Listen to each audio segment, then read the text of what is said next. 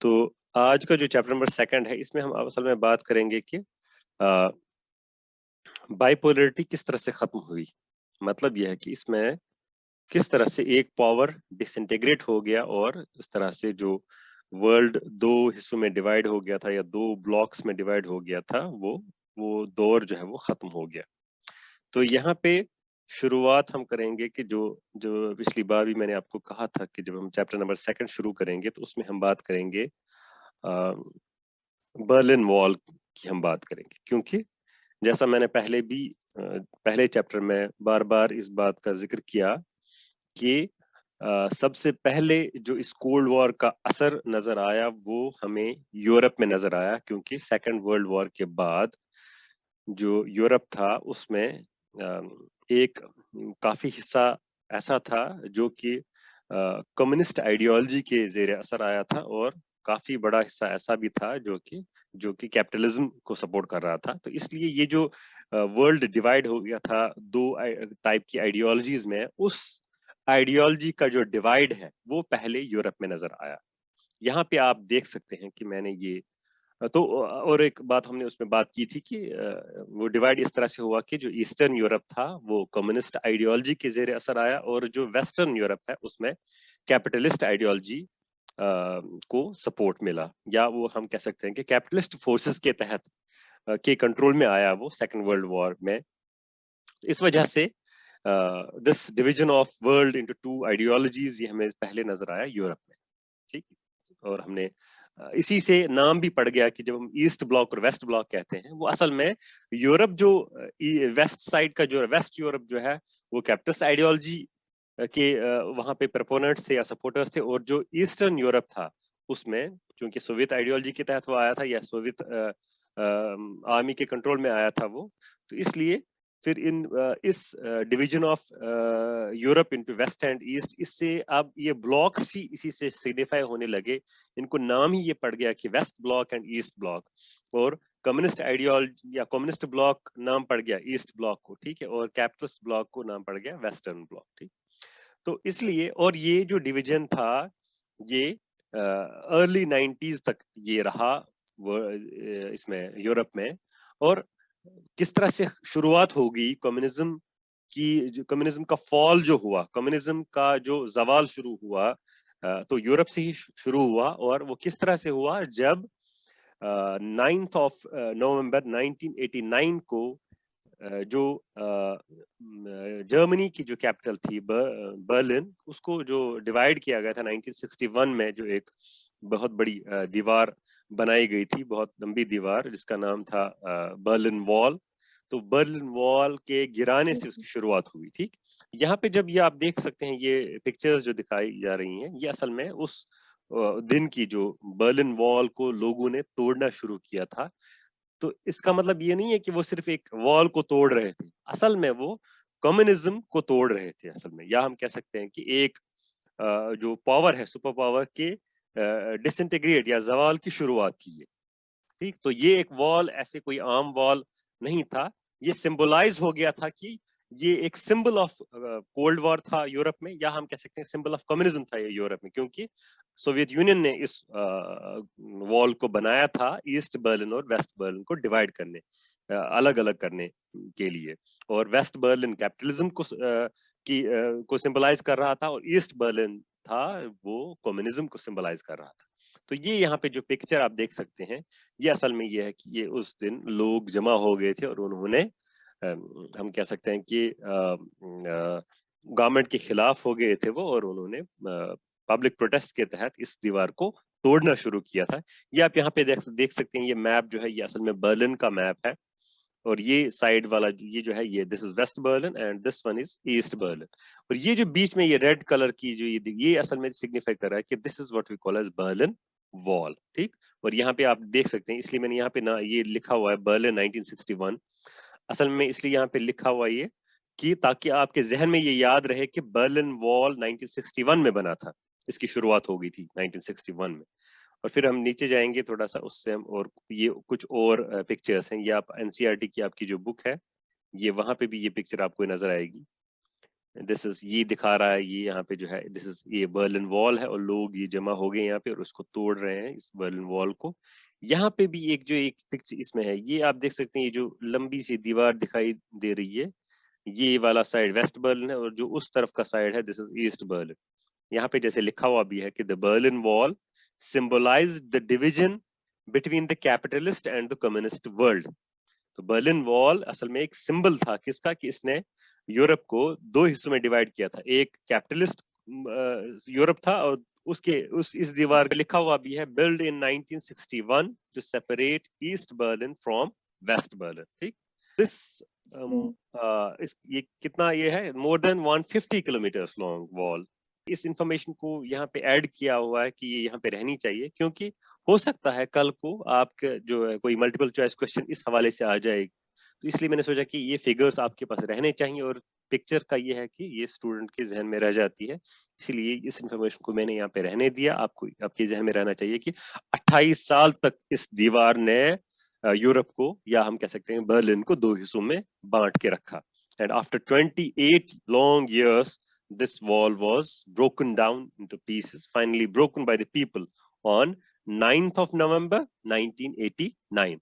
This marked, और इसके गिराने से क्या हुआ कि unification of the two parts of Germany, Germany जो दो हिस्सों में डिवाइड किया गया था वो यूनिफाई हो गया, एक हो गया, and the beginning of the end of the communist bloc. और यहीं से शुरुआत हो गई कि कम्युनिस्ट ब्लॉक जो है वो डिसइंटीग्रेट होना शुरू हो गया। और अल्टीमेटली 1991 में ऑफिशियली ये अनाउंस किया गया कि सोवियत यूनियन इज नो मोर, कि सोवियत यूनियन खत्म हो गया है। तो शुरुआत असल में यूरोप के ही इसी बर्लिन वॉल के गिराने से ही शुरू हुई थी, और ये गिर गया तो उसके बाद शुरुआत हो गया कि जो सोवियत ब्लॉक है वो डिसइंटीग्रेट होना शुरू हो गया। यूरोप में उसका जो कारपेट, उसको हम कहते हैं रोल बैक होना शुरू हो गया, कम्युनिज्म रोल बैक हो गया। पहले जो स्प्रेड हो रहा था अब वो वापस रोल बैक हो रहा था। तो पहले यूरोप से ही वो शुरू हो गया रोल बैक होना, फिर बाद में सोवियत यूनियन खुद जो है डिसइंटीग्रेट हो गया। जैसे यहाँ पे लिखा हुआ the Berlin wall, symbol of cold war in Europe, was toppled by the people on 9th of November 1989 and Germany was unified. इससे ये यूनिफाई हुआ। और यहाँ पे जैसे एक और क्वेश्चन अक्सर पूछा जाता है कि यूरोप में सिंबल ऑफ कोल्ड वॉर क्या था, तो ये देखिए यहाँ पे आप इस स्टेटमेंट में आपको ये पता चल सकता है कि the Berlin wall symbol of cold war in Europe. ये आप याद रखिएगा, क्योंकि अक्सर इससे ऑब्जेक्टिव पूछा जाता है कि symbol of cold war in Europe followed by a chain of events. ये जैसे यहाँ पे लिखा हुआ है कि बर्लिन वॉल का गिरना सिर्फ एक आम किसी दीवार का गिरना नहीं था, बल्कि ये एक सिलसिला फिर शुरू हो गया। बर्लिन वॉल के गिरने से फिर एक तसलसल से एक चेन सी शुरू हो गई ऑफ इवेंट्स। बहुत सारे ऐसे इवेंट्स हुए जिससे क्या हुआ, that led to the collapse of the second world, जिससे फिर आहिस्ता आहिस्ता जो है second world mean Soviet bloc जो था वो आहिस्ता आहिस्ता टॉपल गिरना शुरू हो गया, वो कोलैप्स होना शुरू हो गया। And the end of cold war, और जब वो कोलैप्स हो गया तो इसका मतलब कोल्ड वॉर खत्म हो गया, क्योंकि cold war was there because of the division of the world into two big of this power groups. अब जब एक पावर ब्लॉक ही खत्म हो गया तो इससे कोल्ड वॉर भी खत्म हो गया। 8 East European countries that were part of Soviet bloc replaced their communist governments in response to mass demonstrations. तो मतलब यह है कि कोल्ड वॉर, ये बर्लिन वॉल के गिरने के बाद फिर आहिस्ता आहिस्ता यूरोपियन कंट्रीज जो 8 ईस्ट यूरोप में जो 8 कंट्रीज थी जो कि पहले सोवियत ब्लॉक का हिस्सा थी, उन्होंने फिर अपनी जो वहां पे कम्युनिस्ट गवर्नमेंट्स जो पहले थी वहां पे एस्टेब्लिश की गई थी, चाहे वो 5 फोर्स हुई थी या कुछ, लेकिन फिर ये वो दौर है कि जब फिर आहिस्ता आहिस्ता सोवियत यूनियन की असल में ताकत भी कुछ कम हो गई थी, क्योंकि ये हम आगे पढ़ेंगे किस वजह से ताकत कम हो गई थी। बहुत सारे ड्रॉट कंडीशंस और बहुत सारे कुछ ऐसे इवेंट्स हुए थे जिससे कि आहिस्ता आहिस्ता सोवियत यूनियन कमजोर हो गया था। तो फिर उस कमजोरी का ये नतीजा ये निकला कि आहिस्ता आहिस्ता उनकी पकड़ जो थी, जो ईस्ट यूरोप पे उनकी पकड़ थी, बहुत सारे कंट्रीज थी वहां पे, हंगरी वगैरह, ये सब बहुत सारी कंट्रीज ऐसी थी जहाँ पे कम्युनिस्ट गवर्नमेंट्स एस्टेब्लिश की गई थी, जिनको या तो डायरेक्टली सोवियत यूनियन की फोर्सेस जो है कंट्रोल कर रही थी या उनको सपोर्ट मिल रहा था सोवियत यूनियन से। तो ऐसी communist governments which were backed by Soviet union, वो आहिस्ता आहिस्ता उनके खिलाफ लोग खड़े हो गए। ठीक है, उन्होंने वहां पे बगावत करना शुरू किया, और फिर आहिस्ता आहिस्ता एक के बाद दीगरे 8 ईस्ट यूरोपियन कंट्रीज जो थी उनमें जो गवर्नमेंट्स थी, जो कम्युनिस्ट गवर्नमेंट्स थी, वो आहिस्ता आहिस्ता गिरना शुरू हो गई, ठीक है, क्योंकि लोगों ने वहां पे in response to mass demonstrations means कि वहां पे एहतजाज शुरू हो गए, लोग मास डेमोन्स्ट्रेशन मींस कि लोग सड़कों पे आ गए और उन्होंने एहतजाज करना शुरू किया अपनी गवर्नमेंट्स के खिलाफ, क्योंकि ये आपके जहन में रहना चाहिए कि जहां पे भी कम्युनिस्ट गवर्नमेंट्स थी वहां पे फ्रीडम वगैरह मैसर नहीं थी, तो इसलिए लोग जो है वो उनका दम घुट रहा था।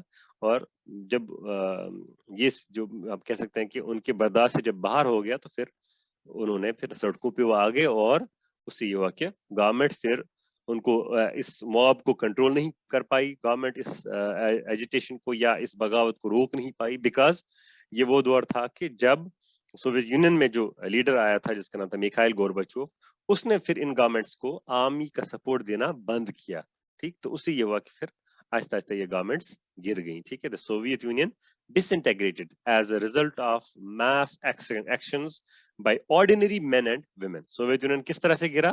ये नहीं हुआ कि यूनाइटेड स्टेट्स ने कोई हमला किया, कुछ नहीं, आम लोग जो उनके उन सोवियत जो ये कम्युनिस्ट कंट्रीज थी, उनके जो खुद के लोग जो थे, आम लोग जिनको आम जनता कहते हैं, मर्द औरत वगैरह सब, उन्होंने गवर्नमेंट को एजुटेशन के जरिए से गिराया। उन्होंने कोई वेपन इस्तेमाल नहीं किया, बल्कि उन्होंने बगावत शुरू की, वो गवर्नमेंट के खिलाफ सड़कों पे आ गए, और उससे ये हुआ कि गवर्नमेंट प्रेशराइज हो गई, अंडर प्रेशर आके वो गवर्नमेंट्स गिर गई, ठीक है।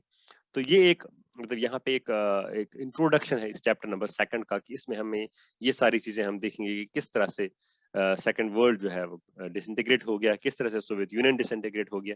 यहाँ पे एक और बात मैं आपको बता दूं, ये मैंने यहाँ पे जो अक्सर एक क्लासिफिकेशन बनाई गई है कि first world, second world and third world क्या होता है, तो यहाँ पे मैंने थोड़ा एक इंट्रोडक्शन इसका दिया है कि the bloc of democratic industrial countries within the American influence, मतलब US influence, was that was called as first world, उसको फर्स्ट वर्ल्ड कहते थे। दैट मींस कैपिटलिस्ट ब्लॉक जो था, और उसके साथ जो यूरोपियन बाकी कंट्रीज, जो वेस्ट यूरोप की कंट्रीज यूनाइटेड स्टेट्स के साथ खड़ी थी, उसको फर्स्ट वर्ल्ड कहा जाता था।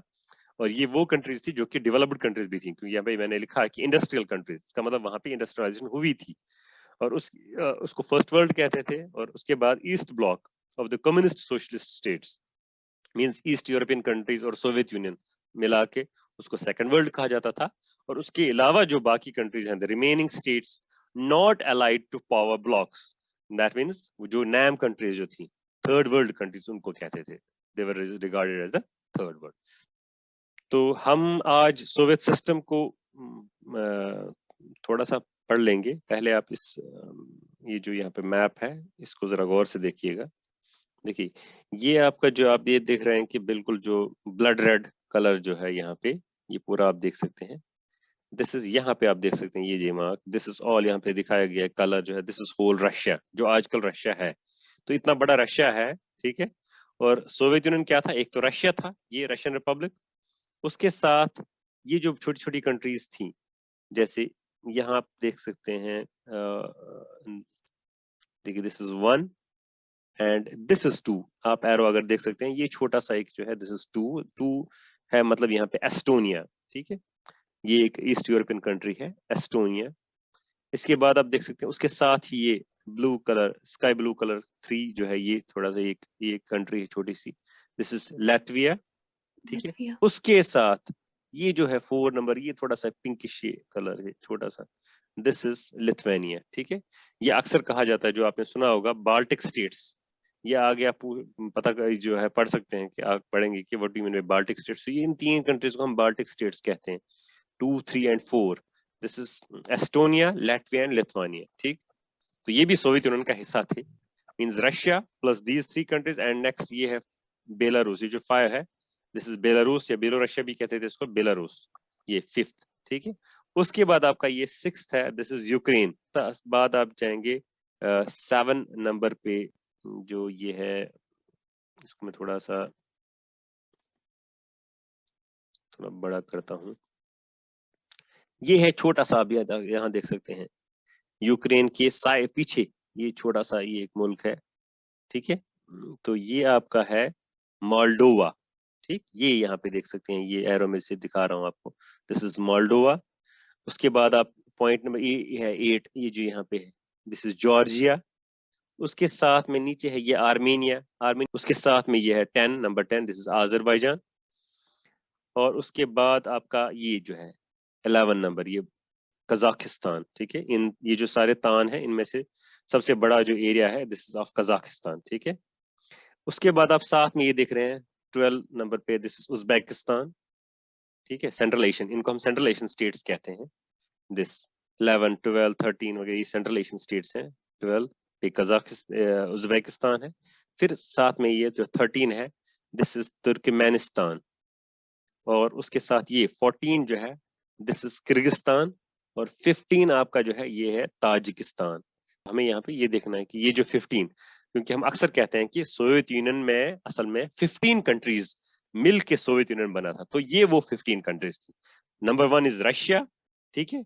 नंबर 2 इज एस्टोनिया, फिर उसके बाद third is Latvia, Lithuania is fourth, fifth is Belarus, sixth is Ukraine and seventh is Moldova, 8 is Georgia, 9 is Armenia, 10 is Azerbaijan, 11 is Kazakhstan, 12 is Uzbekistan, and 13 is Turkmenistan, 14 is Kyrgyzstan, and 15 is Tajikistan.